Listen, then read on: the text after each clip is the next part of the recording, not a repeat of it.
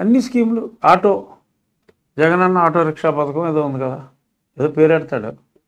So Jagananna ఆటోకి ఇచ్చేది 5 సంవత్సరాల పాటు 5 పదులు 50,000 ఇచ్చారట.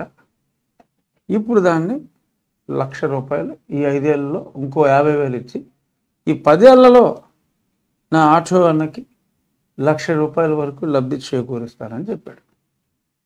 అలాగే ఆయన అక్క చెల్లెమ్మలకు అంటే 2 చెల్లెమ్మల్ని రోడ్డును పడేశాడు. తల్లినేమో ఆవిడ ప్రాణభాయంతో ఫారెన్ పోయింది అమెరికా, ఈ బళ్ళు నాకెందుకు రా బాబు అని.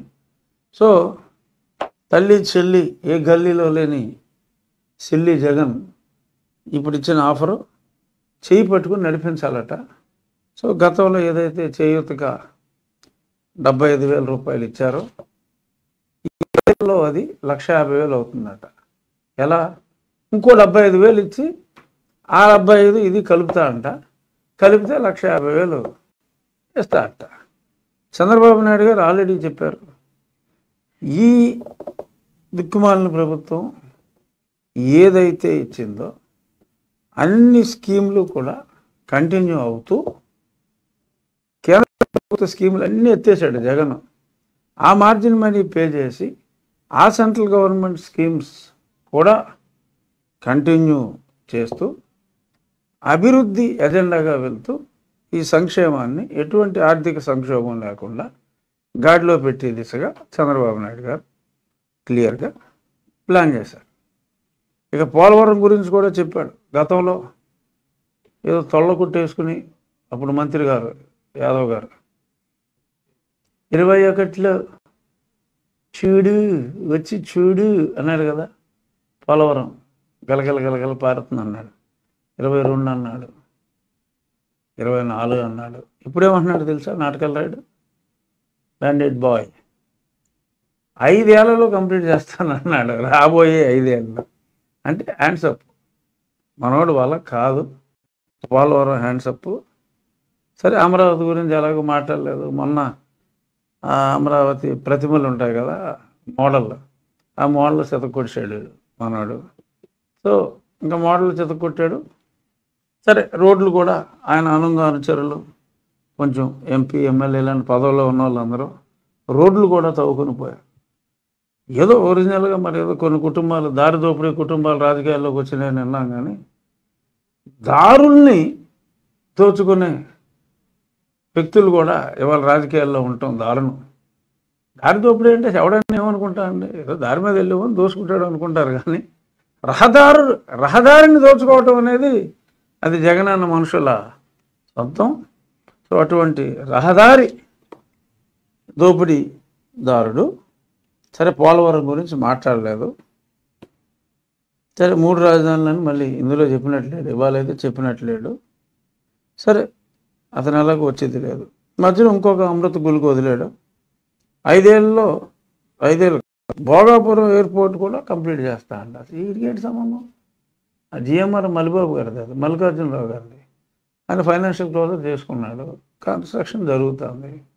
మధ్యలో ఎవరో ఓ రాజుగారిది ఏదో అక్కడ ఒక 50 ఎకరాలు ఉంటాయి, ఆ రాజుగారిది లిటిగేషన్ పెట్టి అది అవ్వకుండా అని ప్లాన్ చేశాడు, ఆపాడు. మళ్ళీ ఏదో సెటిల్ చేశారు.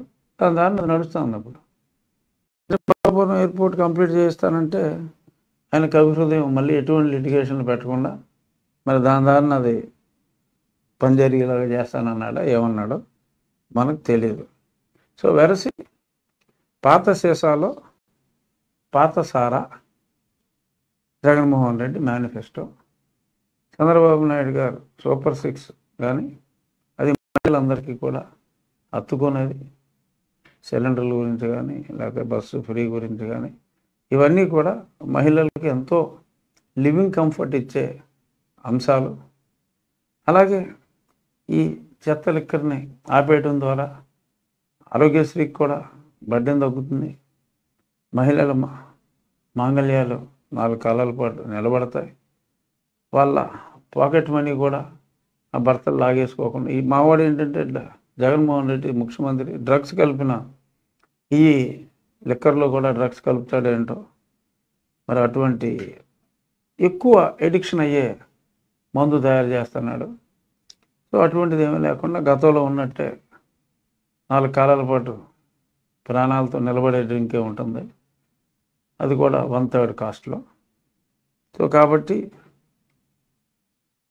అంత మంచి జరగాలంటే చంద్రబాబు నాయుడు గారు రావాలి. సో ఒక్క మాటలో చెప్పుకోవాలంటే అభివృద్ధి కావాలంటే సైకిల్కి వేయాలి, ఊరేసుకోవాలంటే ఫ్యాన్కి వేసుకోవాలి. జనరల్గా ఊరి ఫ్యాన్కి వేసుకునేది. సో ఊరేసుకోవాలంటే ఫ్యాన్కి వేసుకోవాలి. సరే, మరి ప్రజలు ఏదో కొద్దిమంది 30-35% దాకా ఫ్యాన్కి వేసుకోవాలనుకుంటున్నారు. వేసుకుంటారా బాబు.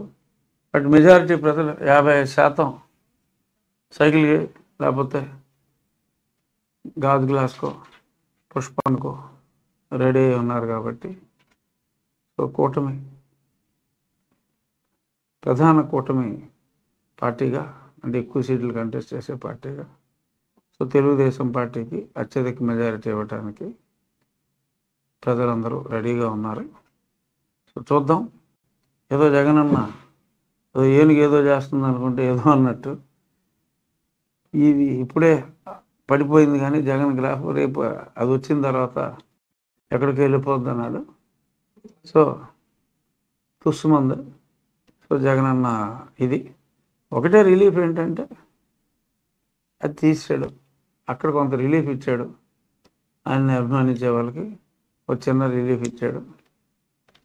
ఇప్పుడు దానికి మళ్ళీ సజ్జల గారు వస్తాడు. తర్వాత ఏదన్నా నిజమే చెప్తాడు మా నాయకుడు, చేయగలిగేదే చెప్తాడు అని చెప్పి ఏదో కవరింగ్ ఇచ్చుకుంటాడు. ఎందుకంటే ఇతడికి అభివృద్ధి అంటే ఏంటో తెలియదు కాబట్టి చేస్తూ సంక్షేమం చేయగలిగిన ఒకే ఒక్క నాయకుడు మా పార్టీ అధ్యక్షుడు, కాబోయే ముఖ్యమంత్రి చంద్రబాబు నాయుడు గారు. అది మేము చేసి చూపిస్తాం, ఆయన చేసి చూపిస్తారు. ఇక ఇంకొక ముఖ్యమైన అంశం, ఇంకో 2 అంశాలు ఉన్నాయి. ఒక ప్రధాన అంశం, హంతకుడిలాగా మారిపోయాడు జవహర్ రెడ్డి గారు. మళ్ళీ నేను ఇంటింటికి పంపిణీ చెయ్యను అని ఒక లెటర్ రాశాడు. ఇంత పనికిమాలిన వ్యక్తి సీరియస్గా ఉండటం అవసరం అనేది ఇప్పుడు కేంద్ర ప్రభుత్వం కనీసం ఈ రోజైనా అరుణ్ గారు రాసినట్టు సిఎస్ బదిలీ రేప్ అని మనం మాట్లాడుకుంటానే ఉన్నాం 10 రోజుల నుంచి. అది అయ్యేలా కనపడలా. మరి ఇప్పుడు ఇంత కరాఖండిగా మరి నేను మార్చను, ఇంటింటికి వెళ్ళి ఇవ్వను, చస్తే చావండి. ఏప్రిల్ 1కే 32 మంది చచ్చిపోయారని చెప్పి సాక్షి కూడా రాస్తే, మరి ఇంత దారుణంగా ఎండలో ఉన్నప్పుడు నా మొహం చూసారు, నల్లగా అయిపోయింది. 3 రోజులు వీలు అయిపోయింది నల్లగా. ఇప్పుడు మళ్ళీ వెళ్ళాలి, రోడ్డు ఎక్కాలి.